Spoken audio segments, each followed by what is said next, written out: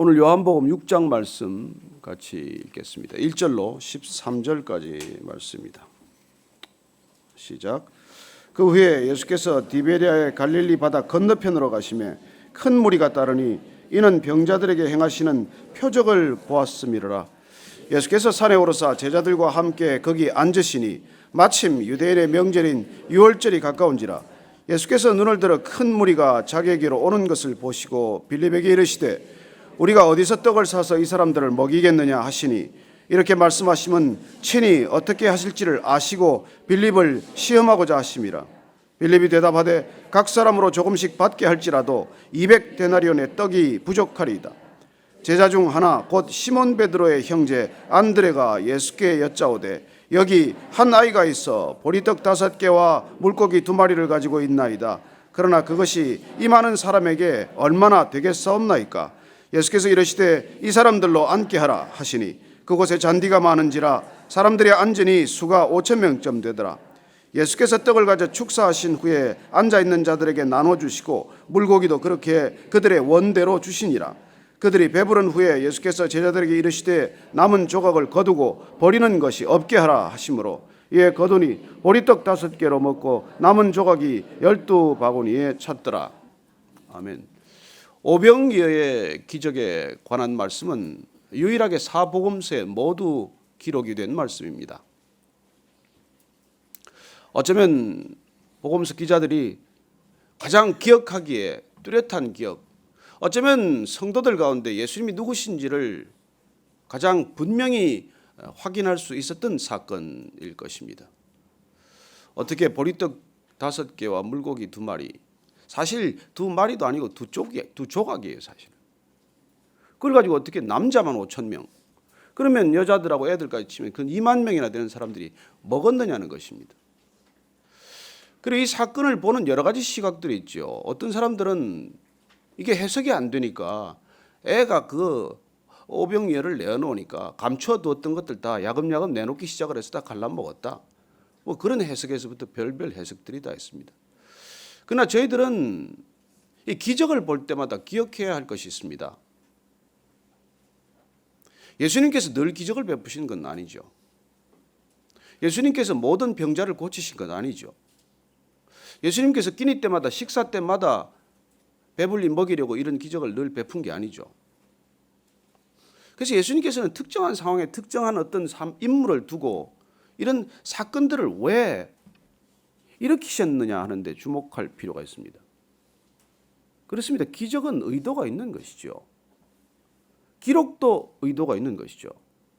그래서 우리가 중요한 것은 왜 예수님께서 이 일을 이 상황에서 베푸셨느냐 하는 것입니다. 오늘 이렇게 많은 사람들이 따라오게 된 배경은 무엇입니까? 이미 예수님께서 기적을 베푸셔서 많은 병자들이 낫기 시작을 했기 때문에 예수님께서 이런 표적을 베푸신 것을 보고 요한이 즐겨 쓰는 이 표적, 사인을 보고 도대체 이 사람은 누군가? 이분은 분명 메시아일 것이다. 이분은 하나님으로부터 오시지 않았다면 이런 일을 베푸실 수 없는 분인데 분명하구나 하는 사람들이 몰리기 시작을 했습니다. 그리고 이 정도 사람들이 모이려면 얼마나 벌써 사람들에게 알려져야겠습니까?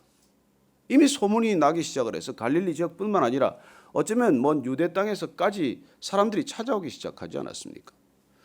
그래서 이 많은 사람들이 몰렸을 때 예수님께서는 산에 오르셔서 가르치시고 또 이제 헤어질 때가 되었습니다. 저녁이 어두워지면 이제 집으로 각자 돌아가야 할 터인데 이 시간에 예수님께서 이들을 바라보시면서 오늘 이 사람들을 먹이시겠다고 누구에게 먼저 말씀을 하셨습니까? 빌립에게 먼저 그 얘기를 꺼낸 것이죠. 지금 예수님께서 계신 곳은 벳세다 근처인데 빌립은 벳세다 출신이에요. 뭐 그렇기도 하지만 이런저런 이유로 예수님께서는 빌립을 눈여겨보시다가 빌립에게 먼저 이 말씀을 하신 것입니다. 자, 어떻게 말씀을 하셨습니까? 빌립에게 5절 말씀 한번 같이 드리겠습니다. 시작. 예수께서 눈을 들어 큰 무리가 자기에게로 오는 것을 보시고 빌립에게 이르시되 우리가 어디서 떡을 사서 이 사람들을 먹이겠느냐 이렇게 물으셨습니다. 예수님께서 저 많은 사람들을 한번 보라. 저 무리를 한번 봐라. 너는 저런 사람들 보면 어떤 생각이 나니? 너는 저 사람들이 종일 별로 변변찮게 먹은 것도 없이 그렇게 내 주위를 이렇게 가득 메워서 말씀 듣고 이제 돌아가야 될 터인데 저 사람들을, 저 무리들을 보면 어떤 생각이 드냐는 것입니다. 우리는 많은 군중들 사이를 지나가죠. 대부분 뭐 생각 없이 지나갑니다. 지하철을 탈 때도 그렇고 지하철역을 빠져나올 때도 그렇고 또 도심의 번잡한 거리를 걸을 때도 그렇고 때로는 어깨가 부딪히고 발이 밟히면 짜증이 나고 이 무리가 귀찮은 것, 그런 존재로 여겨질 때가 많습니다. 제자들도 마찬가지 아니었겠습니까? 종일 사역에 시달렸을 것입니다. 예수님은 말씀을 전하셨고 또 예수님은 병자들도 고치셨지만은 제자들은 그 수발드는 일들로 종일 어쩌면 사람 정리하는 일로 사람이 이제 점점 피곤해지는 때가 되지 않았겠습니까? 그때 예수님께서 빌립에게 지금 묻고 계신 것입니다. 또 저 사람들 떡을 사서 먹여야 되지 않겠느냐? 이렇게 질문하는 의도는 6절 말씀 이렇게 한번 더 읽습니다. 시작. 이렇게 말씀하시면 친히 어떻게 하실지를 아시고 빌립을 시험하고자 하심이라. 여러분, 예수님께서 이런 말씀을 하신 이유는 본인이 어떻게 할지 계획이 다 있어요. 예수님께서 지금 이들을 어떻게 먹일지 다 계획이 있으세요. 근데 지금 빌립에게 물어본 이유는 뭡니까? 빌립을 시험하고자. 여기 시험하다는 말은 테스트나 무슨 이런 표현이 아니고 드러내다 하는 뜻에 가까운 표현입니다. 빌립의 이 속마음을 드러내시고자 함인 것이죠. 빌립은 속에 어떤 생각을 갖고 있는지 예수님께서 지금 그 속 생각을 드러내시고자 하는 것입니다. 그렇죠. 사람의 말은 속 생각을 드러내기가 십상입니다. 우리가 불쑥불쑥 내뱉는 말 같지만은 마음에 가득한 것을 입으로 말한다고 하지 않습니까? 우리 안에 어떤 생각들이 차 있는지에 따라서 말이 자연스럽게 흘러나오는 것이죠. 선한 사람은 그 마음에 쌓은 선에서 선을 내고 악한 자는 그 마음에 쌓은 악에서 악을 낸다고 말씀하셨듯이 많은 경우 우리의 생각을 가리기 위해서도 말하지만은 툭툭 던져지는 말이나 터져나오는 말은 우리의 생각 속에서 나오는 말이죠. 예수님께서 그걸 지금 이 빌립의 생각을 드러내고자 하는 의도가 있다는 것입니다. 그랬더니 대답을 빌립이 어떻게 합니까? 자, 대답 한번 같이 읽습니다. 시작. 빌립이 대답하되 각 사람으로 조금씩 받게 할지라도 200데나리온의 떡이 부족하리이다. 빌립이 우선 이거 대답을 여러분 들으면 어떤 생각이 듭니까? 첫째, 계산이 빠르구나. 머리가 좋구나. 생각이 빨리 돌아가는구나. 뭐 그런 생각이 들지 않아요? 사람 척 보니까 한 5천 명, 뭐 그 여자들 어린아들까지 다 치니까 한 2만 명. 그러면 200데나리온. 데나리온이라는 게 1인 뭐 이 임금 노동자의 하루 품삯 아닙니까? 하루 품삯이 5만 원이라면은 200데나리온이면 한 1,000만 원 되나요? 그래서 일당이 많아서 한 10만 원 받는다면 200데나리온이면 뭐 한 2천만 원쯤 되는, 이 사람 먹이려면 그 정도 돈이 있어야 됩니다. 그래서 이 빌립이 가지고 있는 생각은 뭡니까? 이 사람들을 먹인다고 가정한다면 제일 먼저 되는 게 계산이 되는 거란 말이죠. 이 사람의 마음속에는 돈에 대한 생각이 우리가 생각하는 것보다 훨씬 깊이 자리 박히고 있는 것이죠. 자, 참 이 목회자들끼리 모이면은 옆에 인사가 그래요. 요새 얼마나 나와? 요새 몇 명 모이니? 그 교회는 1년에 헌금이 얼마야? 그래 절대 그 표현은 조심해야 합니다. 그 교회 몇 명 나와? 그 교회는 헌금이 얼마야? 그래 그런 것들이 우리 속에 부지불식간에 자리 잡게 되는 것이죠. 우리의 속마음이 그렇게 되어 있는 것입니다. 예수님께서 이걸 드러내고자 하는 의도가 있다는 것이죠. 예수님도 지금 피곤해. 누구보다도 피곤하실 것입니다. 가장 쉬고 싶은 분, 지금 가장 힘드신 분은 사실 예수님이세요. 근데 예수님께서는 이 무리를 보고 불쌍히 여겼다고 되어 있습니다. 여러분들이 가서 오늘 사복음서를 다 읽으셨으니까 이 본문 말씀 마태, 마가, 누가복음의 본문 병행본문을 찾으셔서 한 번 더 쭉 비교해서 읽어보는 것도 재미있으실 거예요. 그 상황들이 조금씩 다르게 기술이 되어 있으니까. 어쨌건 예수님께서 이 빌립을 이렇게 그 속마음을 드러내기 위해서, 보시기 위해서 그 빌립의 속마음을 다른 사람들에게, 다른 제자들도 함께 보도록 하기 위해서 이런 말씀을 하셨고 이런 질문을 하셨다는 것입니다. 저는 이 어른들이 그런 의도를 가지고 얘기하는 경우가 많이 있지 않습니까? 자녀들을 가르칠 때, 아이 둘 셋을 놓고 가르칠 때 큰 아이에게 어떤 질문을 던짐으로써 그 동생이나 다른 아이를 함께 교육하고자 하는 의도가 있다는 것입니다. 직장에 들어가면 그런 일이 많습니다. 상사가 부하 직원을 한 사람 나무랄 때 그 사람만을 나무라기 위한 것이 아니라 그 사람을 나무람으로써 여러 사람들을 지금 가르치고자 하는 의도가 있다는 것이죠. 제가 입사해서 이걸 몰라가지고 고생을 했어요. 아니 느닷없이 담배를 사오라는 거예요. 그래도 제가 그 회사에 석사학위 소지자로서 첫 번째 입사한 사람인데 어떻게 나한테 담배를 사오라고 할 수 있나? 아, 여자 직원도 있는데 다른 종업원도 있는데 왜 나보고 사오라느냐 말이에요. 그러니 제가 얼마나 입이 이렇게 튀어나왔겠습니까? 근데 그 사람은 여러 가지 의도가 있었어요. 제가 그때는 그 의도를 몰랐어요. 돈도 안 주고. 아니 돈이나 주고 사오라고 그래야지. 그렇지만은 그런 심부름을 시키는데도 의도가 있다는 걸 나중에 먼 훗날 알았어요. 제가 아주 좋아하는 부장인데 학교도 같은 학교를 나왔어요. 근데 인사 때 불이익을 받았어요. 뭐 잘못한 것도 없어요. 그런데 그분은 의도가 있었어요. 내가 같은 학연을 가지고 있다고 해서 절대로 특혜를 주지 않는 사람이라는 걸 보이고 싶었던 것이겠죠. 아니 자기 그런 의도 때문에 내가 왜 피해를 봐야 돼요? 이제 이런 생각들이 우리가 교차하기 때문에 여러분들이 믿음이 없으면 그런 것들이 다 걸려서 넘어지는 일들이 된단 말이에요. 사람은 그렇다고 치더라도 하나님은 우리한테 어떤 일을 허락하실 때 모든 사람을 동시에 보고 계신다는 걸 우리가 이해할 수 없어요.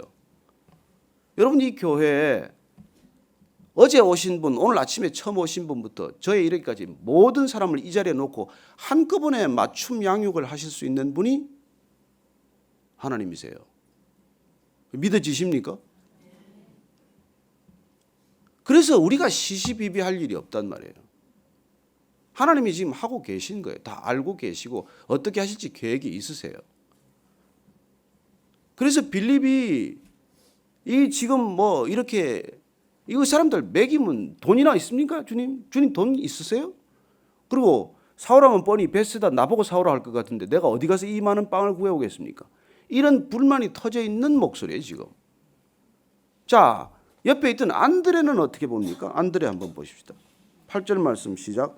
제자 중 하나 곧 시몬 베드로의 형제 안드레가 예수께 여짜오되 여기 한 아이가 있어 보리떡 5개와 물고기 2마리를 가지고 있나이다. 그러나 그것이 임하는 사람에게 얼마나 되겠사옵나이까. 안드레는 좀 낫죠. 어쨌건 문제 해결을 위한 문제를 바라보는 관점이 빌립과는 다르다는 것입니다.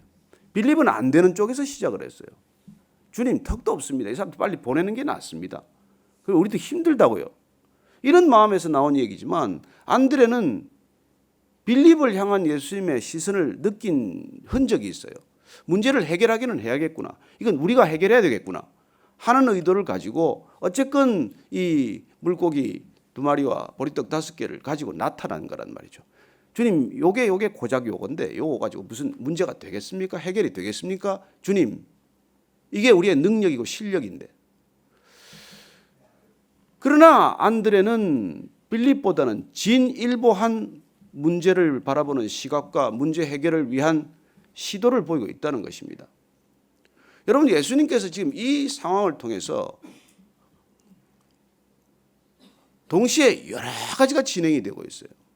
첫째는 이 많은 사람들의 문제, 배고픔을 어떻게 해결해 주실 것인가에 대한 계획이 있으시단 말이죠.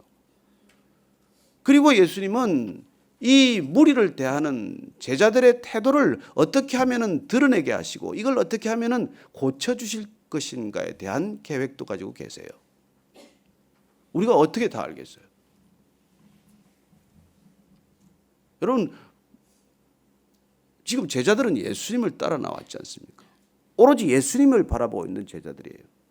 그러나 예수님을 압니까? 몰라요.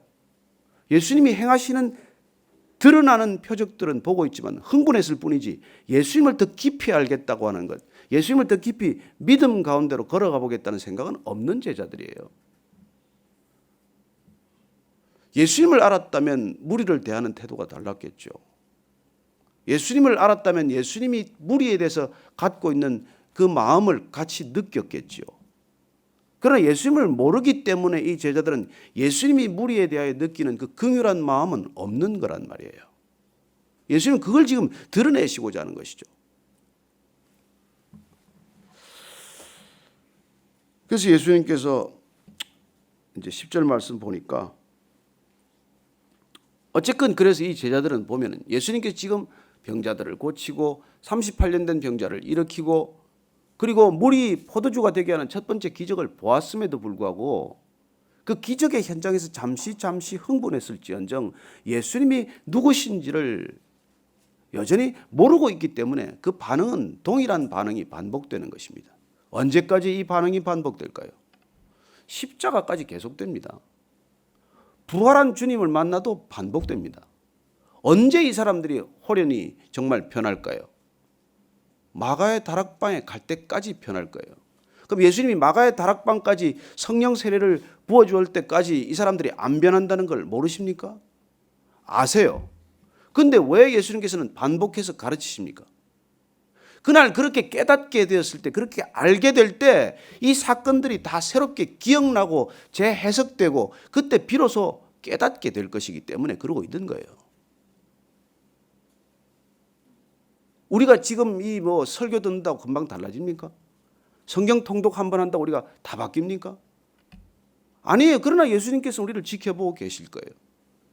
그러나 우리가 어느 날 예수님께 더럭 붙들리면 그때 우리가 읽었던 성경, 어려웠던 관계, 교회에 힘들었던 상황, 이 모든 것들이 다 새롭게 기억이 나고 해석이 되어서 주님이 그때 나를 어떻게 인도하셨는지 그때 다 기억이 날 거란 말이에요. 그 일을 위해서 예수님께서 지금 꾸준히 그냥 제자들을 끌고 가는 거예요.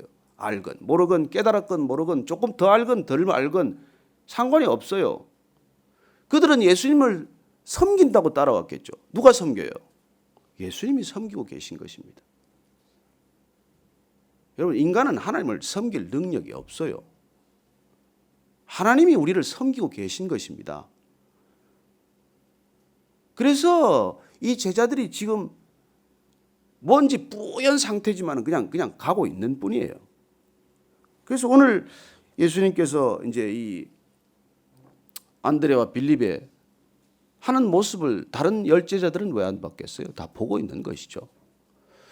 그래서 우리는 누군가 한 사람을 나무라지만은 그 나무람이 옆에 있는 많은 사람들에게도 훈육이 되듯이 이런 일들을 통해서 12제자만 알고 있습니까? 아니 2000년 뒤에 오늘날 우리 같은 사람들도 마치 이 사건 현장에 앉아 있는 것처럼 주님을 알고자 하고 그 상황을 눈에 보듯이 보고 있는 것 아닙니까? 자, 10절 말씀 한번 보십시다. 예수님께서 어떻게 말씀하십니까? 10절 시작. 예수께서 이르시되 이 사람들로 앉게 하라 하시니 그곳에 잔디가 많은지라 사람들이 앉으니 수가 5,000명쯤 되더라. 여기 앉다라고 하는 건 유대인들이 예수님께서 최후의 만찬 때 제자들이 옆에 앉았던 것처럼 그렇게 슬그머니 기대어 앉는 모습이에요. 이 사람들이 옛날에 대접을 받거나 어디 식사를 가면은 그냥 이렇게 우리처럼 이렇게 딱 바른 자세로 앉지 않아요. 그냥 팔을 기대고 사람들 옆에 기대고 해서 아주 그냥 편안한 자세로 이렇게 먹는 거예요. 그렇게 앉게 해라는 것입니다. 그냥 전부 세워서 한 사람씩 그냥 띄워주는 이런 배급제가 아니라 사람들을 정말 만찬에 초대하듯 그렇게 앉게 하는 모습을 봅니다. 예수님께서는 이들을 정중하게 대접하고 계세요. 마치 최후의 만찬 때 제자들을 데리고 성만찬을 베푸는 것처럼 그렇게 지금 이 무리들을 이렇게 대접하고 계신 것이죠. 예수님께서는 동일하게 사람들을 대접하고 그렇게 사랑하는 모습을 보여주시는 것이죠. 그냥 다 줄 세워서 빵 한 조각씩 떼어주고 그냥 돌아가라고 그렇게 배급하듯이 한 게 아니라는 것입니다. 그래서 떡도 그렇게 나눠주고 물고기도 그렇게 원하는 대로 다 나누어 주셨습니다. 이게 이 오병이의 현장에서 있었던 사건이고, 그리고 예수님께서 기적을 베푸시는 목적이에요. 예수님은 그 무리들까지 사랑하셨다는 것입니다. 여러분, 보통 그냥 환자를 낫게 하면 그 환자가 조금 예물을 가져오는 걸로 끝이 나야 되지 않습니까? 아니, 고쳐주면 뭐 그냥 돌려보내면 그만 아닙니까? 그것도 뭐 먹여서 보낼 것까지 뭐가 있습니까? 그러나 우리가 사랑한다는 건 뭐예요? 더 요구하지 않아도, 본인이 뭘 원하는지 정작 몰라도 어쩌면 더 하고 싶고 더 베풀고 싶고 끝없이 베풀어주고 싶은 마음인 것이죠. 예수님께서 제자들에게 가르치시고자 하는 것, 예수님께서 그 삶을 통해서 보여주시는 모습은 그런 모습이라는 거예요.